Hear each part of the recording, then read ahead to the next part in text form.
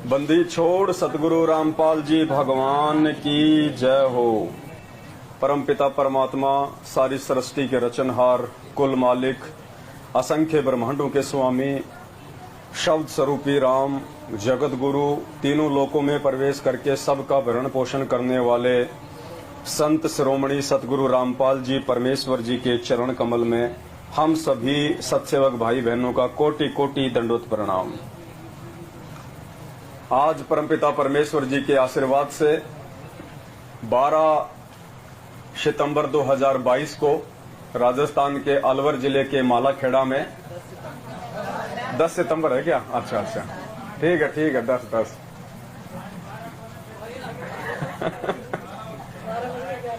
10 सितंबर 2022 को राजस्थान के मालाखेड़ा में परमेश्वर सतगुरु रामपाल जी भगवान के विशेष आशीर्वाद से, उनकी विशेष अनुकंपा से भगत मिलन समारोह ये साथ संगति हो रही है।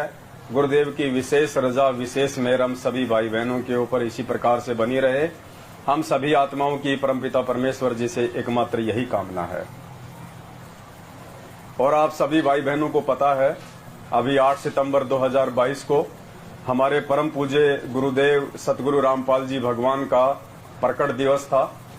8 सितंबर 1951 को ये पूर्ण परमात्मा कबीर साहेब सतगुरु रामपाल जी भगवान के चोले में अपने तेज पुंज के शरीर को हमारी आंखों में धूल झोंकते हुए हल्का करके एक मानव सदृश से रूप धारण करके यहाँ पे लीला करने के लिए प्रकट हुए, ताकि परमेश्वर हमें ज्ञान दे, हमें अपने लोक की जानकारी दे, हमारे को शत भक्ति दे और हमें सतलोक लेके जाए। तो हम सभी आत्माओं का, जो भी पूरे विश्व में सतगुरु रामपाल जी भगवान के शिष्य और शिष्या हैं, उन सब के लिए 8 सितंबर का बहुत ज्यादा महत्व था। बहुत ही एक पर्व कह सकते हैं। जैसे हम पहले होली, दिवाली, सकरात, दुलंडी, एक बहुत ही अच्छा हम लोग उसको त्योहार माना करते थे। अगर हम कहीं देश विदेश में होते थे, नौकरी में होते थे, तो पहले से छुट्टी वगैरह लेके अपने बाल बच्चों के साथ में वो पर्व मनाने के लिए, दीपावली मनाने के लिए हम 5-7 दिन की छुट्टी लेके आ जाया करते थे। पुण्यात्माओं, अब ज्ञान से हमें पता चलेगा कि वो तो सारे के सारे नकली पर्व थे। भगत के लिए सबसे बड़ा, सबसे असली जो पर्व है वो सतगुरु पर्व है, सतगुरु प्रकट दिवस है, जो परमेश्वर हम आत्माओं के लिए उस दिन इस काल लोक में आए और हमें अपने ज्ञान से रूबरू करवाया। और सभी भाई बहनों को पहले ही संदेशा भी दिलवा दिया गया था कि हमने उस परमपिता परमेश्वर जी के मिशन के अकॉर्डिंग चलना है। हमने कोई मनमाना आचरण नहीं करना, हमने भेड़ चाल में नहीं चलना, देखा देखी में नहीं चलना। परमेश्वर हम आत्माओं को निमित्त बना के अपना आगामी भक्ति विधान पहले से ही तैयार करवा रहे हैं। जो परमेश्वर के हंस होंगे, जो परमेश्वर के बच्चे होंगे, जो एक दूसरे भाई बहनों को समझ के उनकी मदद करते हुए कांधा से कांधा मिला के जो चलने के लायक होंगे, आने वाले समय में परमात्मा उन्हीं आत्माओं को अपनी सेवाओं में रखेगा। उन्हीं आत्माओं को परमात्मा आगामी समय में पूरे विश्व की जो भी जिसके योग्य होगा, परमात्मा उसको जिम्मेदारी सौंपेगा। तो ये कि रिहर्सल चल रही है। आज यदि हम एक भगत के साथ में मिलके इस परमेश्वर के मिशन में सहयोग नहीं कर सकते, हम परमेश्वर को कभी भी सहयोग नहीं दे सकते, भले हम मुंह से चाहे हम कितनी बात करें, क्योंकि मालिक अंतर्यामी है, वो देख रहा है। ऐसा नहीं है कि गुरुजी आके कहेंगे तो ही हम वो काम करेंगे। परमात्मा ने 27 साल से जो ज्ञान दिया है वो उनका कहना ही है, वो उनकी बातें हैं, वो उनका आदेश है। हमने उन्हीं चीजों को आधार बना के भक्ति मार्ग पे आगे बढ़ना होगा। तो परमात्मा ने लगभग 1-1.5 महीने पहले ही सभी भाई बहनों को संदेशा दिलवाया था कि भाई और बहनों, हमने भेड़ चाल में नहीं चलना है, हमने किसी भी फर्जी आश्रम में नहीं जाना है, क्योंकि भगवान हमारे घर में है, हमारे घट में है, हमारे साथ में है। इतनी वाणियां परमपिता परमेश्वर ने हमें सुना रखी हैं। और परमेश्वर वो रिहर्सल परमात्मा हमसे वो करवा रहा है कि मेरे जाने के बाद में कैसे ये मेरे मार्ग को संभालेंगे, कैसे मेरे मिशन को ये आगे लेके चलेंगे। तो भक्ति है विश्वास की। अगर विश्वास नहीं है तो भक्ति नहीं है। चाहे कोई 4 बजे उठ के 3 माला कर ले, जो मर्जी कर ले, कितना दान पुण्य कर ले, परमात्मा कहते हैं यदि आपको विश्वास नहीं है उस परम संत के ऊपर, उस परम संत के उन मंत्रों के ऊपर, तो आपकी भक्ति निष्फल जाएगी, कोई फायदा नहीं होगा। इसलिए परमात्मा बार बार अपनी हर वाणी में, अपने हर शब्द के अंत में यही कहते हैं कि कहे कबीर सुनो वे साधो मैं तो हूं विश्वास में। ये मंत्र भी हमारे उसी समय काम करेंगे जब हमें अपने भगवान पे विश्वास हो जाएगा। और 27 साल तो भगवान को इसी बात में अपना समय व्यतीत करना पड़ गया कि एक परमात्मा कौन है। जो लाखों हजारों की संख्या में जो भगवान बना के बैठे हैं नकली धर्मगुरु, उनमें से परमात्मा ने एक परमेश्वर कौन है उसकी जानकारी देने में 27 वर्ष लग गए। तब कहीं जाके हम आत्माओं को हृदय से ये महसूस हुआ कि वास्तव में वो कबीर जी परमात्मा है, वो कबीर परमात्मा है जो काशी में आए थे, 650 साल पहले आए थे। अब गुरुजी कह दे मैं कबीर हूं तो कोई नहीं माने, गुरुजी के सत्संग ही नहीं सुने कोई। इसलिए गुरुजी की मजबूरी थी या गुरुजी के लिए यह जरूरी था, उनको एक डमी गॉड, एक नकली भगवान, एक फोटो हमारे सामने रखना गुरुजी के लिए जरूरी था। वरना हम कह देते गुरुजी चलो आपने वेदों में नाम तो दिखा दिया, यजुर्वेद अध्याय नंबर 40 मंत्र नंबर 15 में और भी बहुत सारी जगह आपने कि वो कबीर देव है, कबीर अंगारी असी बम्बारी असी सवर ज्योति रितधामा असी। लेकिन वो कबीर है कैसा, उसकी शकल भी तो दिखाओ। अब गुरुजी कहते भाई वो परमात्मा तो शब्द स्वरूप ही है, वो तो कोई भी रूप धारण कर ले, उसका कोई एक रूप थोड़ी है। हम कहेंगे नहीं जी ऐसी बात नहीं बनेगी, हमने तो राम की जो फोटो है वो हमारे घर में लगी हुई है, श्री कृष्ण जी की फोटो हमारे घर में लगी हुई है, जो आपके कबीर जी से तो लाखों साल पहले आए थे, तो आपके उस कबीर जी की फोटो क्यों नहीं है। तो गुरुजी के लिए एक मजबूरी था, वो नकली चित्र, वो हाथ से बनाया हुआ काल्पनिक फोटो हमारे सामने रखना कि ये है कबीर, ताकि हम शास्त्र विधि के अनुसार साधना करें और नकली साधना को हम त्यागें। लेकिन पुण्यात्माओं, अब उस कबीर परमेश्वर के विषय में जानकारी कौन दे सकता है, इस बात पे विचार हमने करना पड़ेगा। गुरुजी नहीं बताएंगे। हमें परमात्मा ने मानव शरीर दिया है, ऊपर से परमात्मा ने हमारे को विशेष बुद्धि दी है, 84 लाख योनियों से भिन्न हम सोच सकते हैं, हम समझ सकते हैं। अगर मुझे नहीं पता तो मैं किसी दूसरे से जान सकता हूं, पूछ सकता हूं। और सबसे ज्यादा परमात्मा ने फिर आके हमारे को ये तत्व ज्ञान दे दिया, ऐसी टॉर्च दे दी परमात्मा ने जो हम गहरे से गहरे अंधेरे में भी देख सकते हैं। तो आज वो परमात्मा नहीं कहेगा कि मैं परमात्मा हूं, वो केवल संकेत करेगा। और जो आत्मा उस परमेश्वर के संकेतों को समझने लग जाएगी, पुण्यात्मा, उसी आत्मा का बेड़ा पार होना है। क्योंकि परमात्मा कहते हैं शब्द सैन सतगुरु की पहचान है, पावे अटल सुहाग रे। अटल सुहाग, वो कभी ना मरने वाला पति, वो कबीर परमेश्वर जो सतलोक में रहता अपने एक रूप में, उसको वही आत्मा प्राप्त कर सकेगी जो आत्मा सतगुरु के संकेतों को समझेगी। क्योंकि परमात्मा बहुत ही सूक्ष्म तरीके से, बहुत ही अपने आप को छुप छुपा के, और मालिक ने ये ज्ञान भी देना है, परमात्मा ने अपनी पहचान भी करवानी है, हमसे भक्ति भी करवानी है। तो पुण्यात्माओं 27 साल तो भगवान को ये बताने में लग गए कि वो एक परमात्मा कौन है। और अब ये परमात्मा ने आप और हमारे ऊपर छोड़ दिया कि वर्तमान में वो परमात्मा कौन है। और जब तक हम वो एक परमात्मा की पहचान नहीं कर लेंगे, दो में से, क्योंकि अभी तक तो हम दो को पूज रहे हैं, अभी तक तो हम दो को पूज रहे हैं, जबकि आत्मा एक है तो उसका पति भी एक ही है, दो नहीं हो सकते।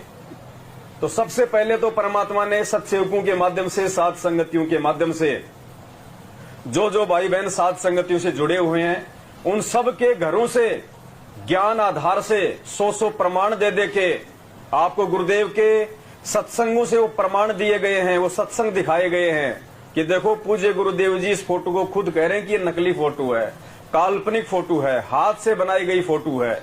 वो परमात्मा ना जाने किस रूप में आ जाए, हमने उस परमेश्वर को उसके द्वारा दिए गए ज्ञान से पहचानना है।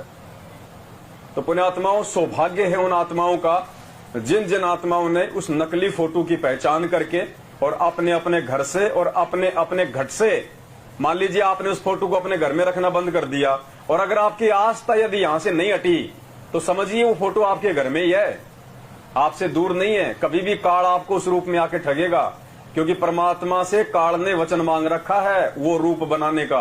आप भाई बहनों को वीडियो बहुत बार दिखा दिया जा चुका है। तो पुण्यात्माओं अब धोखा नहीं खाना है। अब काल क्या करेगा उसको पता है कि तेरे मुंह से तेरा भोजन निकलता जा रहा है सात संगतियों के माध्यम से, ये परमात्मा का एक नया मिशन चल रहा है, तो हर प्रकार से हमें वो तोड़ने मरोड़ने का प्रयास करेगा।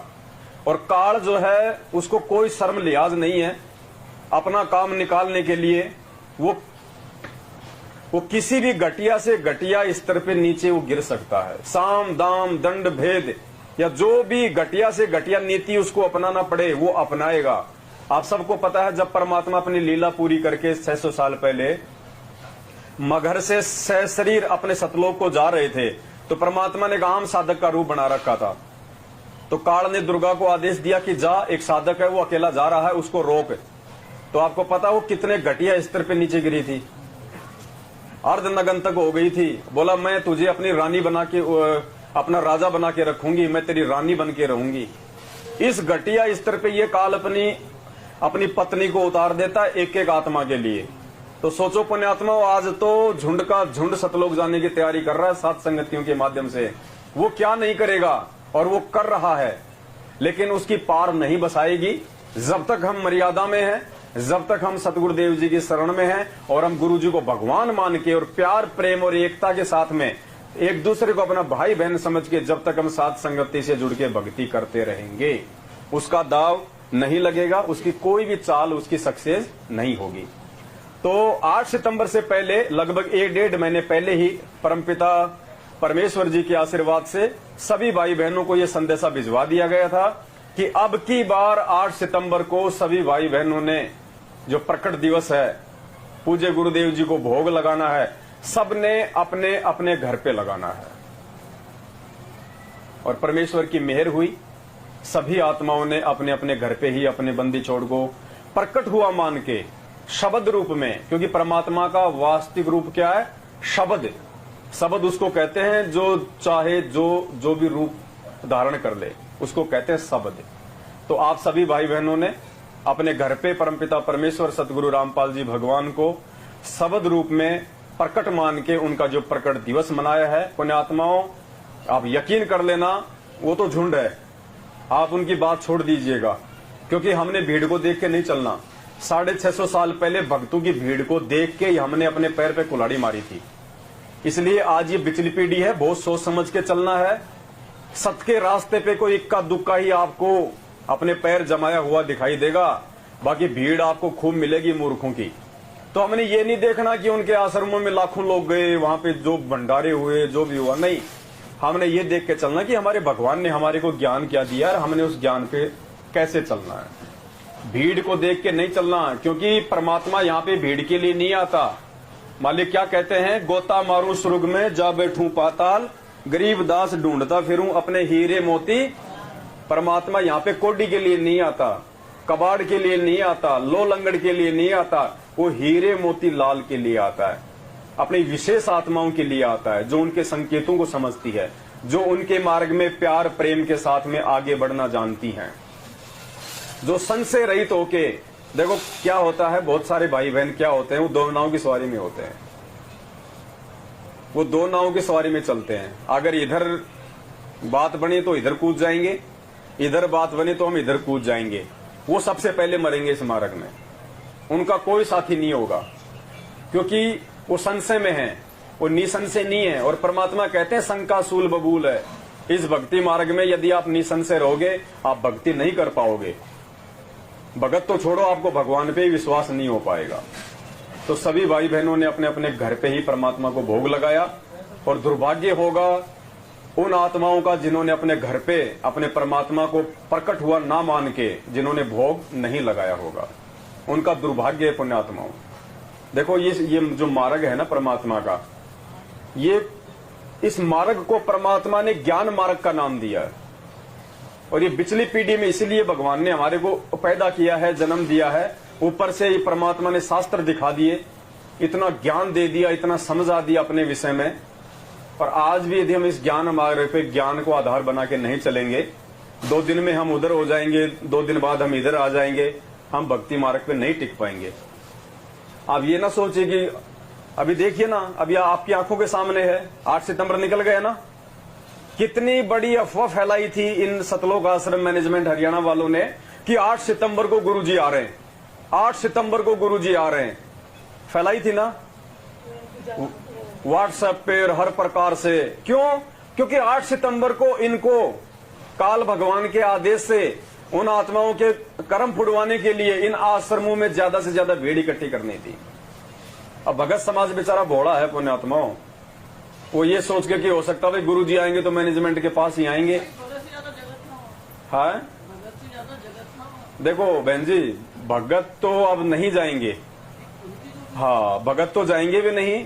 अब इनको भी अच्छे से पता था कि भगत इतने आने वाले नहीं है, इसलिए इन्होंने गांव-गांव में चिट्ठी बंटवा दी, अखबारों में निकलवा दिया, सपरिवार भंडारा भंडारा। अरे साल भर तुम्हारे अपने भगत भाई बहन तो सत्संगों में बेचारे भूखे पेट अपने घर जाते हैं 2-2 बिस्कुट खा के, और तुम भंडारा करवा रहे हो जगत वालों का और पैसा हमारे भगत भाई बहनों का। देखो पुण्यात्मा क्या हो रहा है, फिर भी लोगों की आंख नहीं खुल रही। तो दया है परमपिता परमेश्वर जी की, सभी भाई बहनों ने बंदी छोड़ सतगुरु रामपाल जी भगवान को खुश किया। और पुण्यात्माओं, परमात्मा की खुशी का कोई ठिकाना नहीं, क्योंकि आज से पहले इतनी आत्मा कभी भी ज्ञान आधार से नहीं जुड़ पाती। ये तो छोटा सा हम लोग यहाँ माला खेड़ा में बैठे हैं आज, और ये भी बिल्कुल जैसे गुपचुप में हम लोग आपस में फोन फान करके आते हैं। अगर ओपन मैसेज अगर डाल दिया जाए, अगर मैनेजमेंट का दबाव ना हो, ये अगर अपनी इन घटिया हरकतों पे अगर ना उतरें। देखो हम यहाँ पे क्या कर रहे हैं, हम गुरुजी की हम लोग जो है सत्संग सुन रहे हैं, भाई बहन आए हुए हैं तो बैठ के हम उनको भंडारा करा रहे हैं जैसे इन्होंने अपने आश्रम में करवाया। आपस में बैठ के परमात्मा की हम चर्चा कर रहे हैं। किसी को कोई बात समझ में नहीं आती तो कोई पूछ लेता तो हम उसको बता देते हैं ताकि उसकी मर्यादा ना टूटे। हम कुछ गलत कर रहे हैं? कुछ नहीं कर रहे ना। लेकिन काल भगवान को ये रास नहीं आ रहा, क्योंकि काल ये नहीं चाहता ना कि आत्मा ज्ञानी बन जाए, आत्मा मेरे जाल से बाहर निकल जाए। अब ये तो काल के एजेंट हैं, क्योंकि सबकी मर्यादा टूटी हुई है। परमात्मा ने इनको रिजेक्ट कर रखा है। 2014 में परमात्मा ने इन सबको रिजेक्ट कर रखा है। जब बरवाला कांड हुआ था तो परमात्मा ने थोड़ी करवाया भाई, मालिक ने उसी समय इनको रिजेक्ट कर दिया था। इनको मीडिया को ये कह के पूरी दुनिया के सामने कि ये राष्ट्रीय समाज सेवा समिति मेरी नहीं है, और परमात्मा जिसको कह दे वो मेरा नहीं है तो उसको तो काल भी नहीं अपनाता। अब देखो काल भी उनके कर्म ही फुड़वा रहा है काम में लेके। अब एक गुरु के शिष्य हम, एक ज्ञान, आपस में भाई बहन, इस मार्ग में तो मिलके आगे चलना चाहिए ना। और अगर ये लोग अगर सत्सेवकों की तरह अगर इस प्रकार से यदि प्यार प्रेम से आगे बढ़ें, भाई बहनों को ज्ञान आधार से आगे बढ़ाएं, तो पुण्यात्मा आज पता नहीं इस परमात्मा का 7 साल में मार्ग कहां से कहां पहुंच जाता।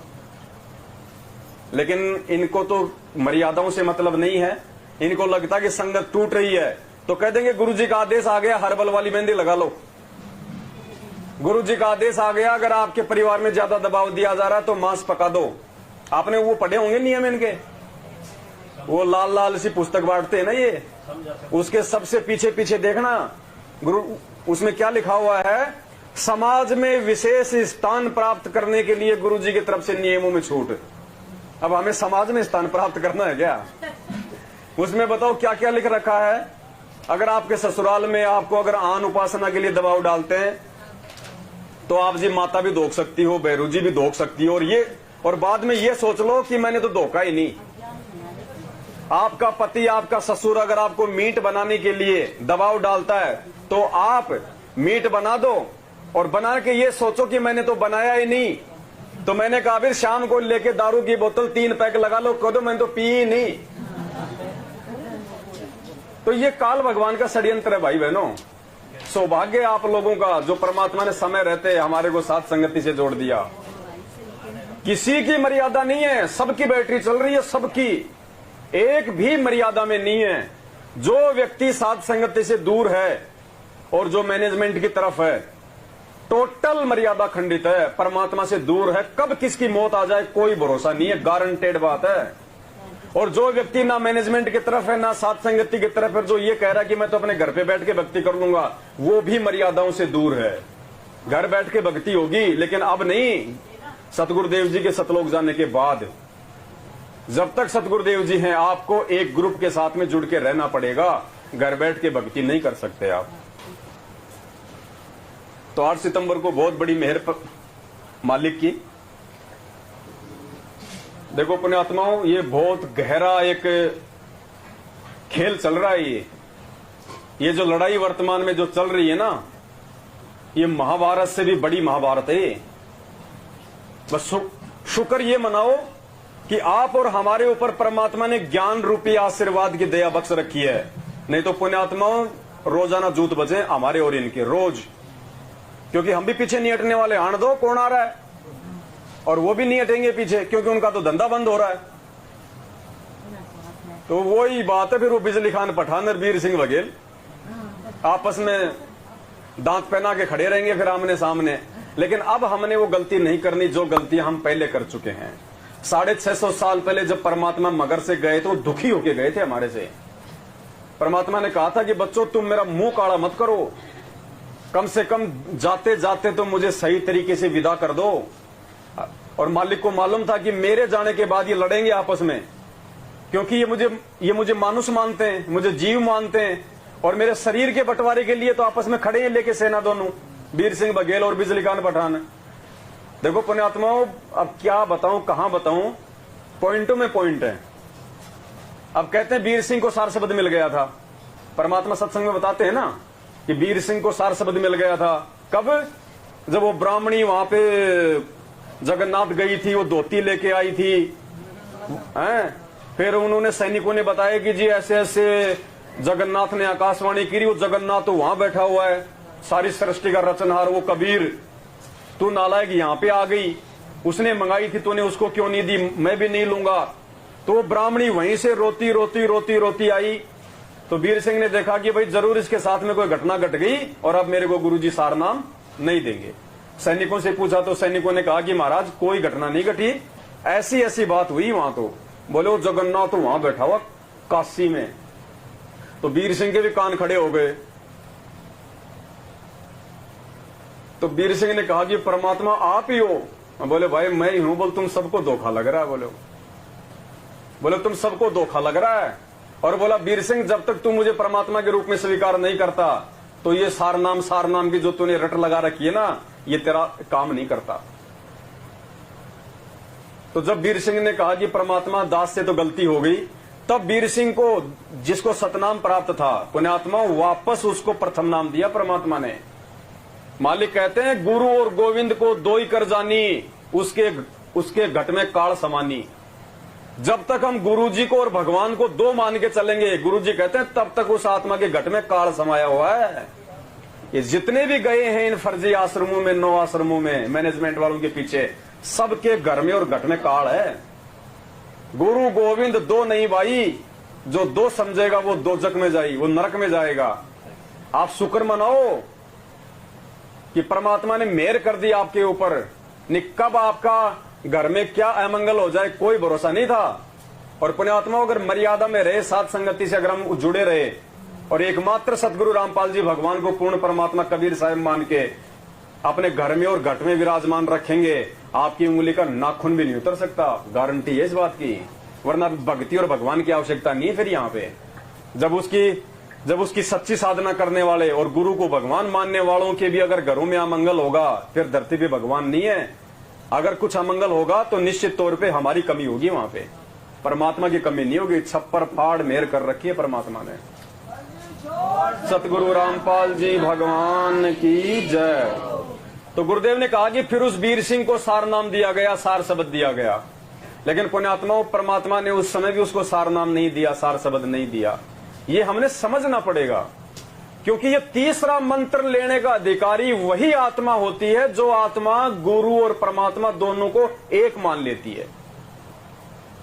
और ये सार शब्द देने के लिए ही परमात्मा ने ये 7 संगतियां शुरू करवाई है कि तुम लायक तो बनो पहले। वरना पुण्यात्मा आप और हमारी क्या औकात है। 27 साल से गुरुजी जिस फोटो को भगवान बता के हमारे घर में पूजा करवा रहे हैं, उस फोटो को हम निकाल सकते हैं क्या? लेकिन वो परमात्मा हिम्मत देता है बैकग्राउंड में। वो परमात्मा की हिम्मत के बिना, उसकी रजा के बिना आप दाढ़ी मूंछ वाली फोटो को अपने घर से निकाल नहीं सकते आप।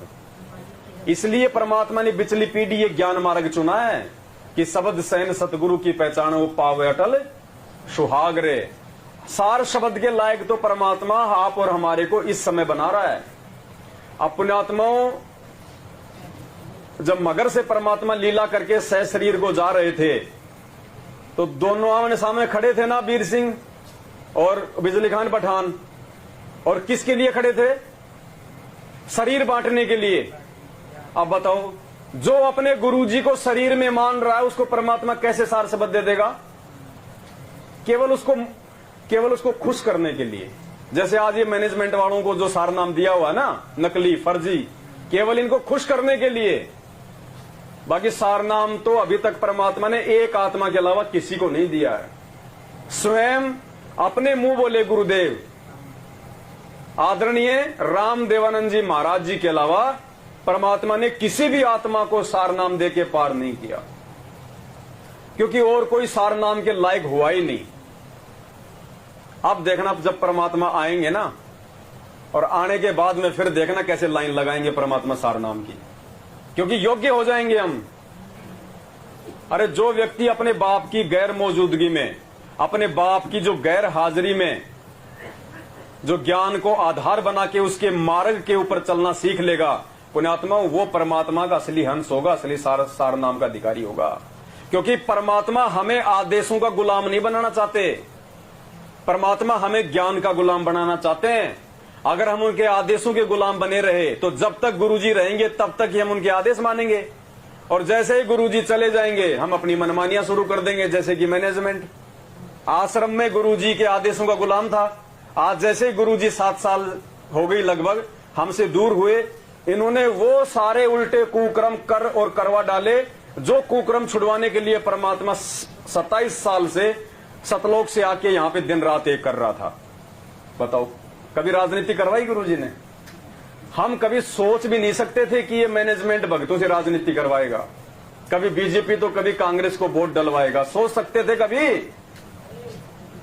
हमने कभी सोचा था कि मैनेजमेंट भक्तों का खून निकलवाएगा, दे दान करवाएगा? कभी सोचा था हमने कि जाटों के आरक्षण में हमारे को बैठा देगा? कभी नहीं।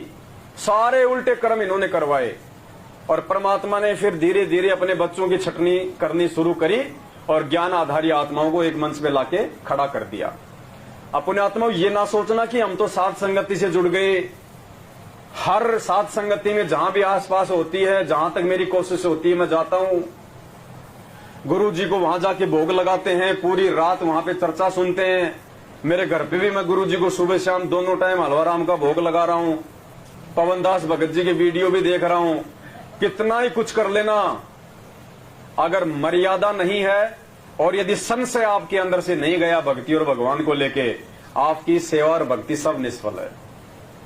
आपको एक नाव की सवारी करनी पड़ेगी। आपने विश्वास करना पड़ेगा कि परमात्मा ने जिस 2 कौड़ी के इस कुत्ते पवन दास को निमित्त बनाया है साध संगति के लिए, हमें तो मालूम भी नहीं था कि ये मैटर क्या है, साध संगतियां क्या है, एक भगवान कौन है, हमें आरती कैसे करनी है, कुछ नहीं पता था उससे पहले। इस एक छोटे से जीव को निमित्त बना के परमात्मा ने सबको सही और यथार्थ भक्ति विधि से जोड़ा है। आज हमें इस भक्ति और भगवान पे जो विश्वास है, साध संगति से पहले नहीं था। और आज उस आत्मा पे यदि कोई संशय करेगा, यदि कोई शंका करेगा, पुण्यात्माओं, वो भी उस परमेश्वर की भक्ति के लायक नहीं है। चेक करेगा और तब ले जाएगा। ये वो हमने पुण्यात्माओं कबीर के घर में जाना है, और परमात्मा कहते हैं शीश उपाड़े और भूमि धरे। मालिक कहते हैं अगर तुम अपने हाथों से, भगत अगर अपने हाथ से अगर अपना शीश उतार दे और अपने शीश को जमीन पे रखे और उसके ऊपर अपना पैर रखे, तो भी वो परमात्मा तुम्हारे ऊपर प्रसन्न होने वाला नहीं है। इसलिए परमात्मा कहते हैं शीश उपाड़े भूई धरे और ऊपर मच के पांव, कबीर का घर शिखर में तेरी गरज पड़े तो आओ। ये तो आज हमारा सहज में दाव लग गया, जो परमात्मा खुद हमारे आगे हाथ जोड़ रहा है कि भाई चलो सतलोक, चलो सतलोक। नहीं पुण्यात्माओं, वो देखो, वो जीवन आप और हमने भोगे हैं, वो जंगलों में लाखों लाखों साल तक तपस्या करके। ये आंखों की ये पलकें ये जमीन में टिक गई थी हमारी सतयुग में और त्रेता में। भगवान तो छोड़ो, काल भगवान ने भी अपना नाखून तक नहीं दिखाया।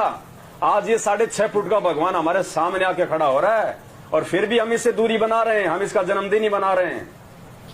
अपने घर पे भगवान को नहीं मान रहे, दूसरों के घरों पे जा जाके हम जो है मतलब प्रकट दिवस मना रहे हैं।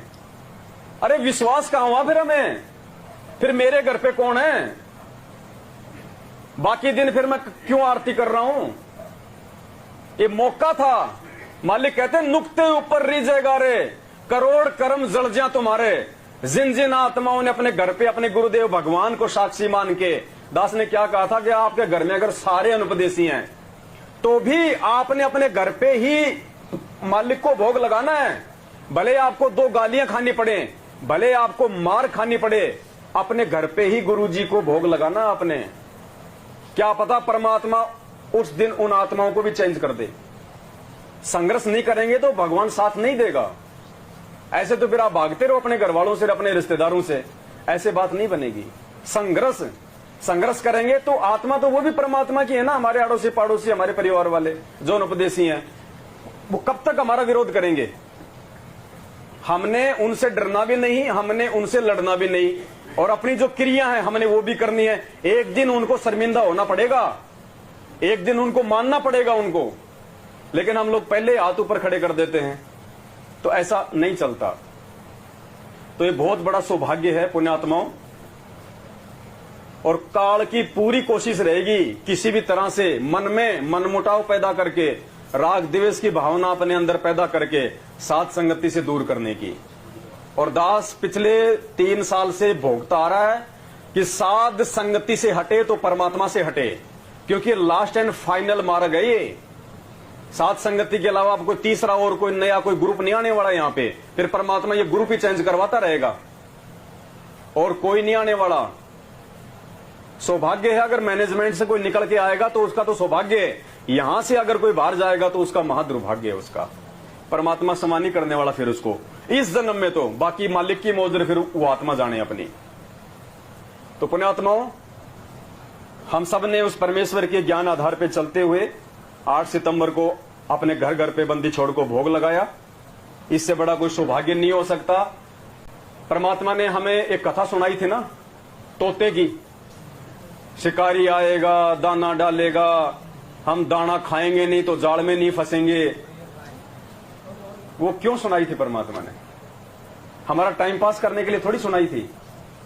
गुरुजी को पता था मालिक अंतर्यामी होते हैं, वो भूत भविष्य सब जानते हैं, सब देखते हैं। आज का दिन ये बरवाला कांड के बाद में कि काल किस प्रकार से मेरे ही परिवार वालों को मोहरा बना के मेरे बच्चों को कैसे जो है मतलब वो बंदर नाच नचाएगा, गुरुजी देख रहे थे सारा समय। तब परमात्मा वो कहानी सुनाया करते थे और सतगुरु संकेत ही करेगा। नहीं, गुरुजी तो ये भी कह सकते थे, गुरुजी तो ये भी कह सकते थे कि बच्चों ऐसे ऐसे बरवाला कांड होगा और फिर ये होगा और फिर वो होगा। अब भगत कह देते हैं गुरुजी की लीला है, ये लीला नहीं थी पुण्यात्मा, लीला इसको नहीं कहते। ऐसा कौन बाप है जो अपनी आंखों के सामने अपने बच्चों को मरता हुआ देखेगा और वो लीला करेगा उनके ऊपर, उनकी लाशों के ऊपर? ये लीला नहीं थी परमात्मा की, ये काल भगवान की लीला थी। ये काल भगवान की लीला थी। काल भगवान ने लाशों के ट्रकों के ट्रक भरने थे वहां, जो माहौल उसने जो पैदा करवा दिया था वहां पे। ये तो मालिक की दया रही, खाली 6 मौतों में बरवाला कांड सिमट गया। हम इसको लीला नहीं कह सकते। इसको देखो एक सत्संग में क्या बताया परमात्मा ने।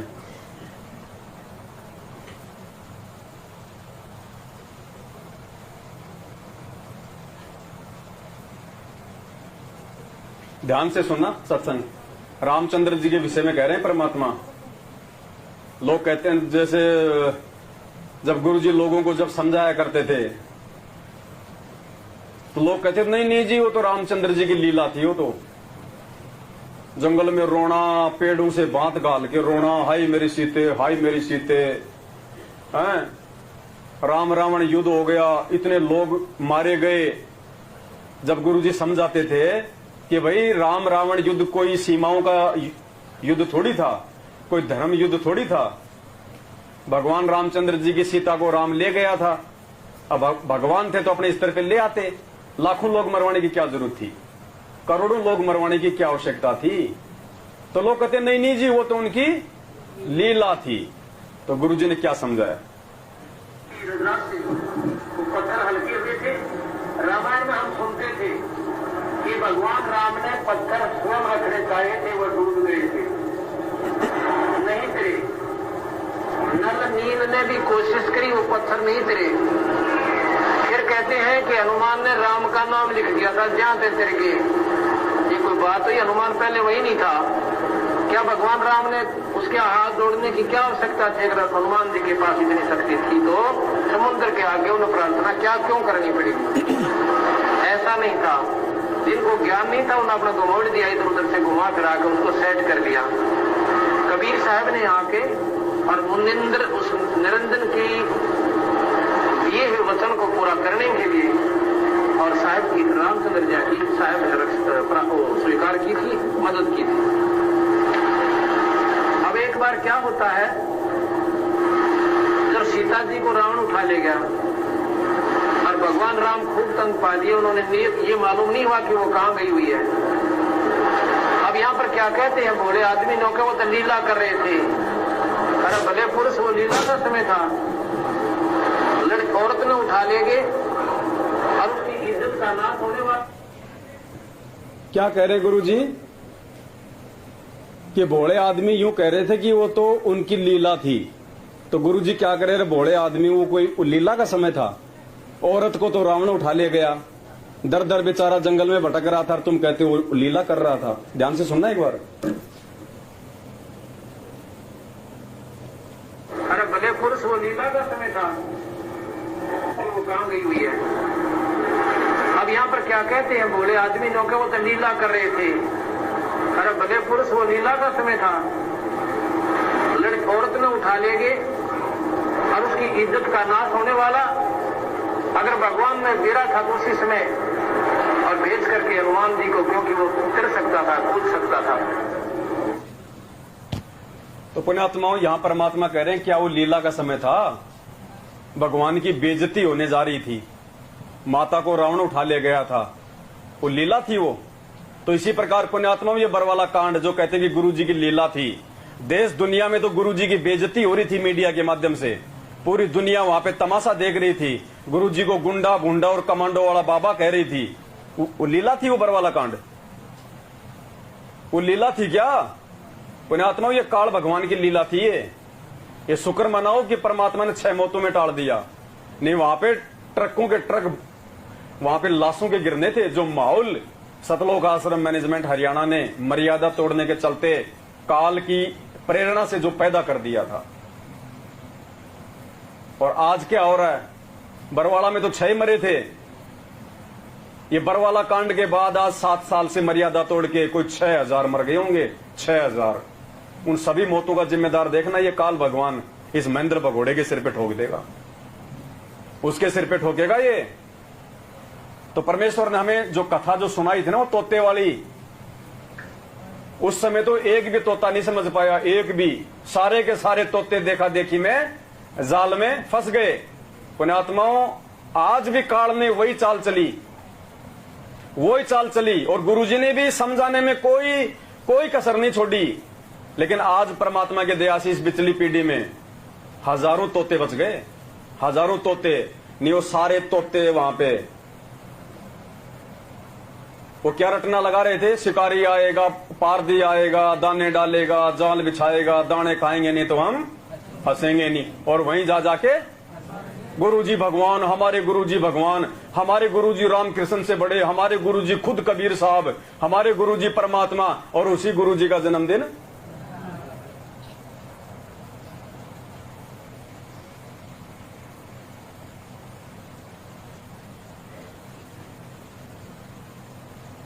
फिर क्या बताया कि चतुराई सुअ पढ़ी ओहे पिंजर माही, और फिर पर मोदर आण को पर आप समझना ही। एक समय की बात है, एक तोते को पिंजरे में बंद कर रखा था, पिंजरे में, और उसको बेचने के लिए कोई जा रहा था। एक संत ने दया आ गई कि ये बेचारा पक्षी, जिसकी उम्र भी बहुत होती है तोते की, और सारी उम्र इस पिंजरे में बंद रहेगा। ये जंगल में घूमने वाला प्राणी। अब देखो अपने लालच ये तोते तो समझ लेना हम संगत वाले, जितने भी हम भगत हैं सतगुरु रामपाल जी भगवान के, वो क्या हैं? तोते। ठीक है जी। और वो शिकारी कौन है? काल। काल शिकारी कौन है? काल। काल का काम ही होता है फंसाना और फिर उनको खाना। अब वो जब लेके जा रहा था तो तोतों पे दया किसको आई?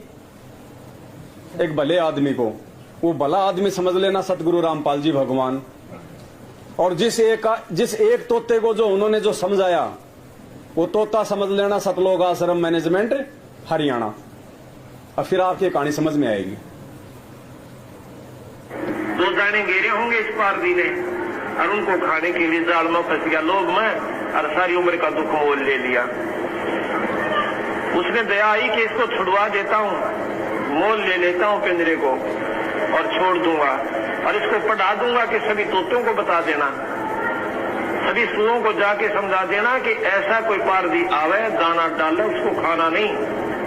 तुमने मेवा की कमी है यहाँ पर बाग में, लेकिन वो लालच नीच नकीब है इन फौजा माही।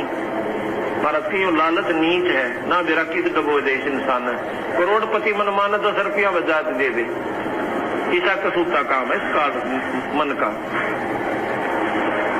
तो वो कहने लगा भाई तोता बेचने वाले कैसे देता है कि 5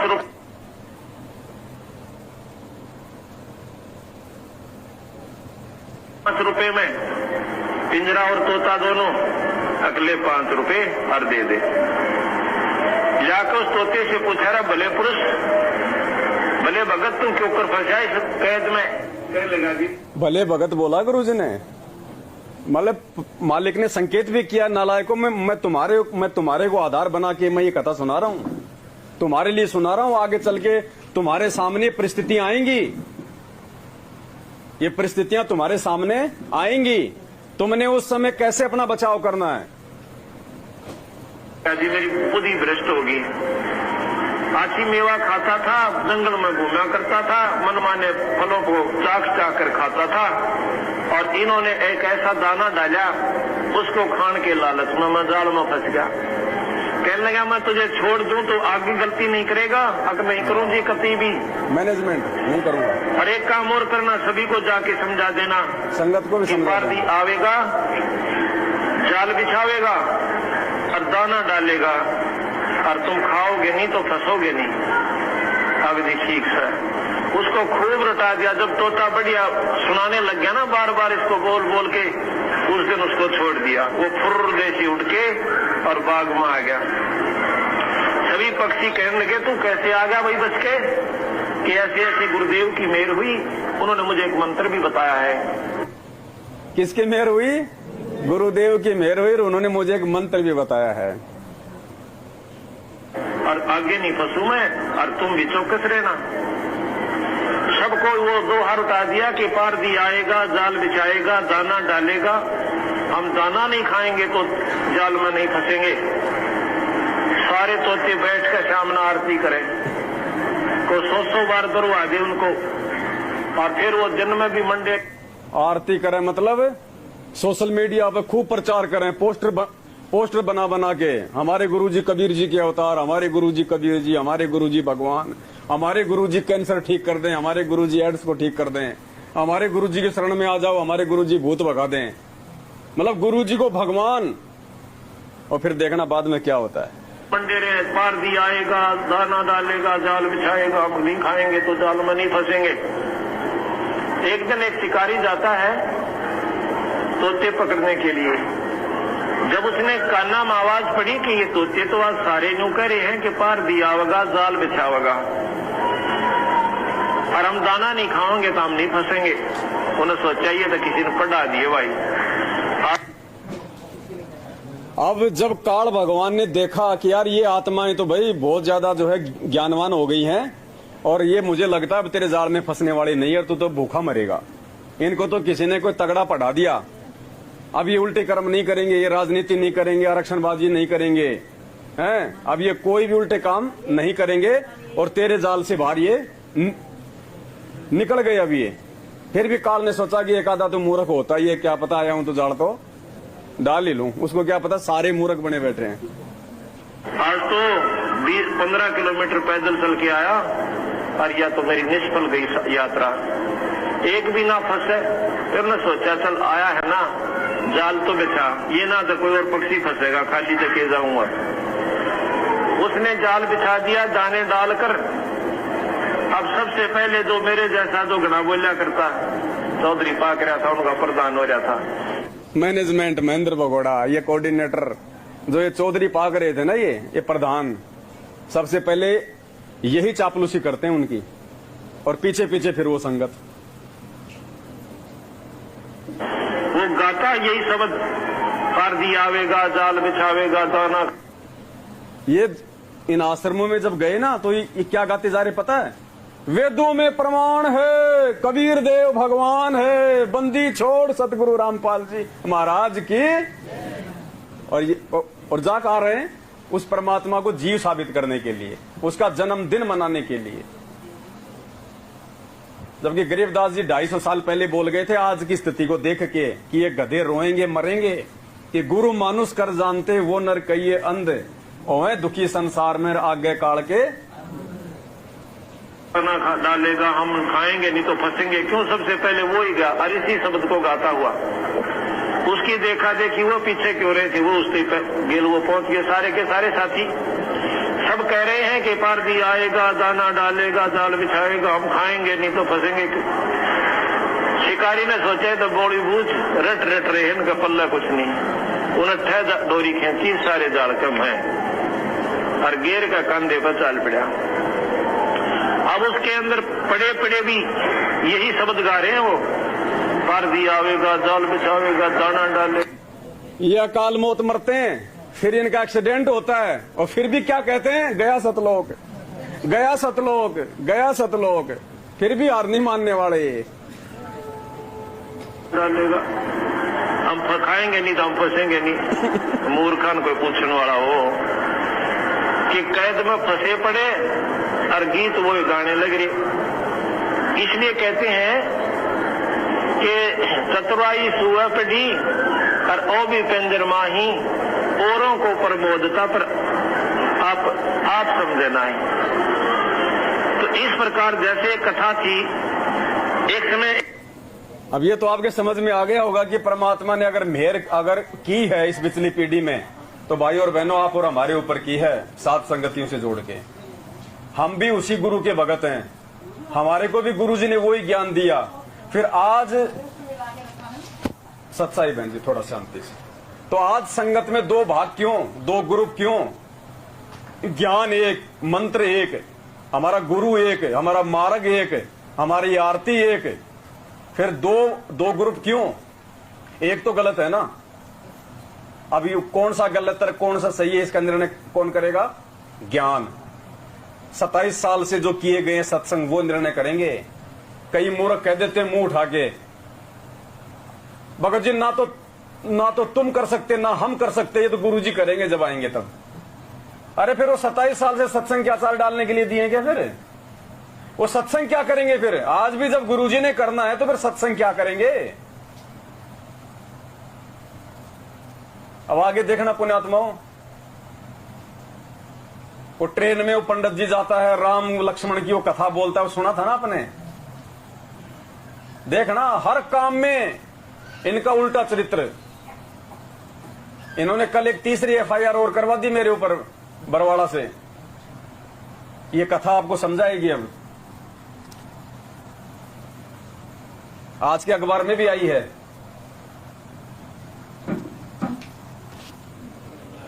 एक विद्वान किसी दिन किसी कार्यवश शहर में जाना पड़ गया गांव से।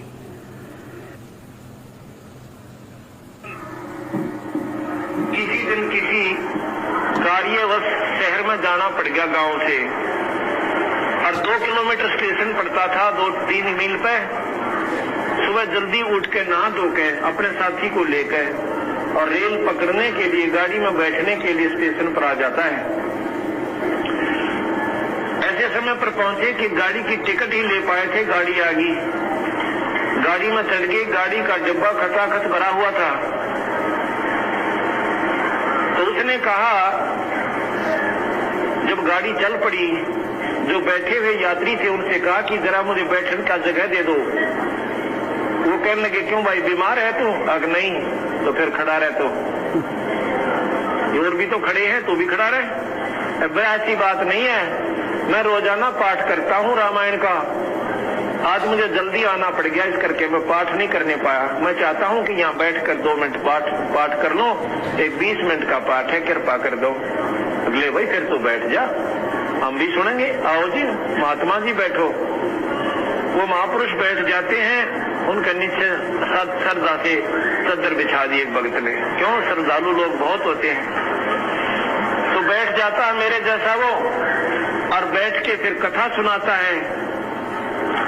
कहते हैं, भाई आज बहुत बढ़िया प्रसंग आया हुआ है, सुनो ध्यान से। क्या कि जब भगवान राम को माता कैकेयी ने दसोटा दे दिया, दिलवा दिया, और भगवान राम जा रहे हैं जंगल में, भरत आ जाता है, अपनी माँ से कहता, माँ तूने गलती करी, भैया को ऐसा नहीं करना चाहिए था। जाकर के भगवान राम के पास चरणों में गिर जाता भरत, कहता, भैया माँ की गलती को माफ कर दो, अनजान थी वह तो। और वो नो कह रही है, मेरी तो बुद्धि भ्रष्ट होगी भाई भरत, जैसे का अपने भाई ने वापस लिया, मेरी से गलती होगी। कहने लगा, भैया वापस तो मैं नहीं जा सकता, क्योंकि ये पिता की वचन है।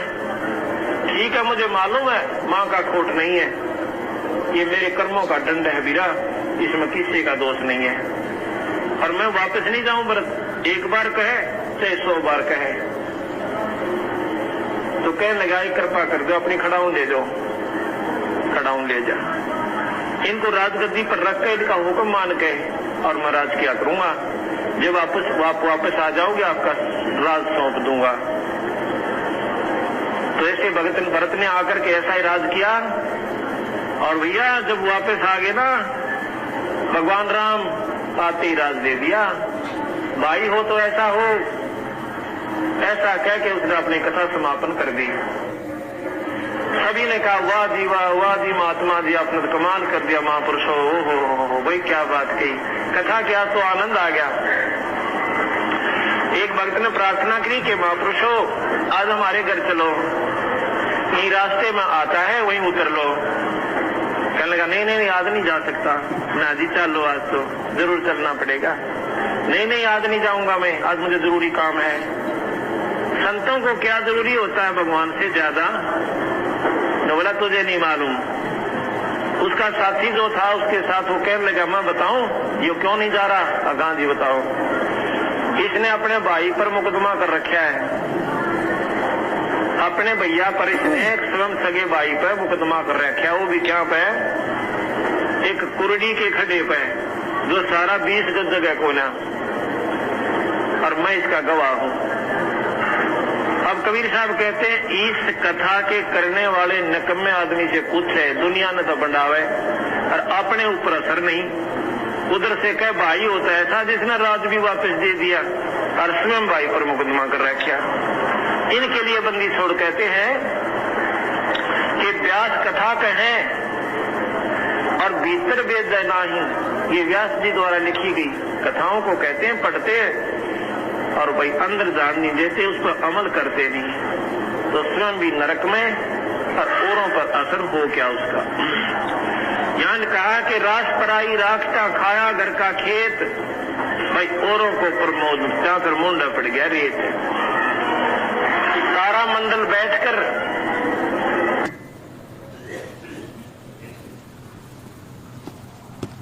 तो परमात्मा ने हमें क्या बताया कि दुनिया को तो पाठ पढ़ा रहा कि भाई हो तो ऐसा हो, भाई हो तो ऐसा हो, और खुद ने अपने भाई के ऊपर, कुरड़ी के ऊपर मुकदमा कर रखा। इसलिए परमात्मा कहते हैं कि करनी तज कतनी कथ है, अज्ञानी दिन रात और कुत्ते जू भौकत फिर सुनी सुनाई।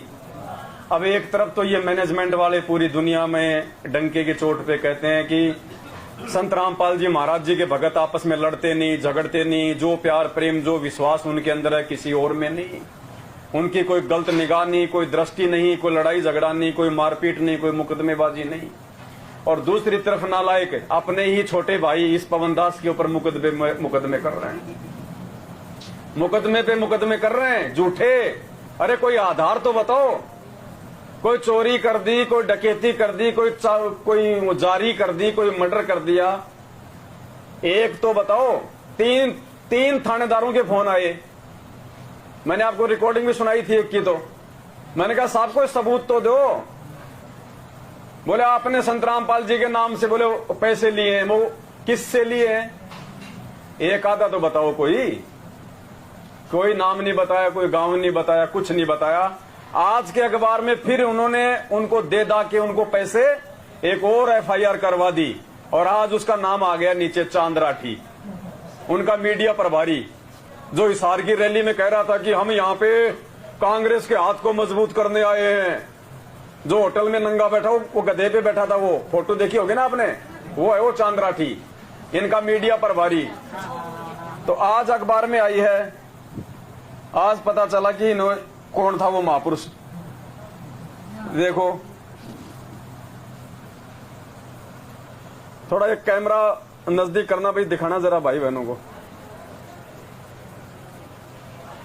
ये देखो, एक मिनट, ये देखो,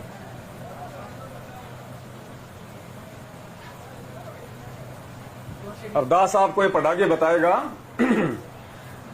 जेल में बंद रामपाल ने, इन गधों को ये भी शर्म नहीं आती, कम से कम ये तो कह देते मीडिया वालों को कि भाई उनके नाम से आगे पहले कोई जी जा तो लगा दो कुछ,